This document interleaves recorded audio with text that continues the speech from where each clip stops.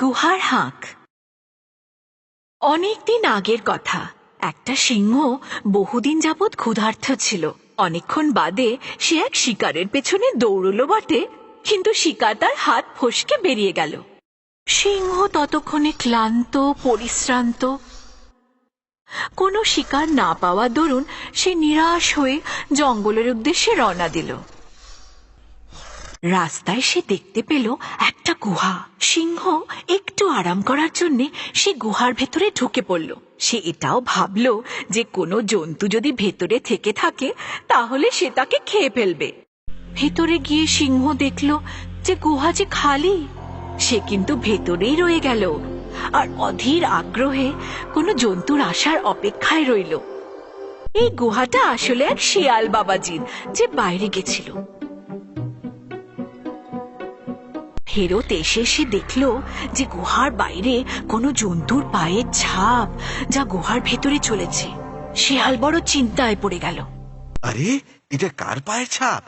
মনে হয় কোনো সিংহের। ওরে বাবারে, যদি আমি ভিতরে যাই তাহলে আমায় মেরে ফেলবে। শিয়াল কিন্তু বড়ই চালাক। সে গুহার দিকে তাকিয়ে জোরে আওয়াজ করল, গুহা, ও গুহা। গুহার দিক থেকে কোনো জবাব আসলো না। আরে ও গুহা, কিছু তো বলো। গুহা তখনও অব্দি নিশ্চুপ। আরে গুহা, আজ আমার সঙ্গে কথা বলছো না কেন? কি হলো? গুহার তরফ থেকে তখনও কোনো জবাব আসলো না। দেখো, তুমি যদি আমার সঙ্গে কথা না বলো তাহলে আমি চলে যাব কিন্তু। মূর্খ সিংহ ভাবল, বোধহয় এই গুহা রোজই শিয়ালের সঙ্গে কথা বলে। চলো, আজ আমি গুহার হয়ে জবাব দিই, তাহলে শিয়াল ভেতরে আসবে আর আমি ওকে মেরে ফেলে পেট পুড়ে খাবো। এই ভেবে সিংহ বলে উঠল, আমার শেয়াল বন্ধু, আমি তো মজা করছিলাম।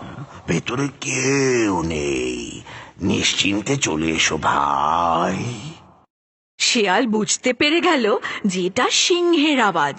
ও সাবধান হয়ে গেল আর বলল, এই যে সিংহ মামা, আমাকে মূর্খ ভেবেছে নাকি? আমি কি পাগল যে ভেতরে গিয়ে তোমার ভোজনের সামগ্রী হয়ে যাব? আমি বাবা চললাম, তুমিও কেটে পড়ো, আমি তোমায় ধরা দিচ্ছি না। এই বলে শিয়াল সেখান থেকে উধাও হলো আর মূর্খ সিংহ হাত কামড়াতে থাকলো। সাবধানতা আর সতর্কতা যে কোনো বিপদ থেকে রক্ষা করে।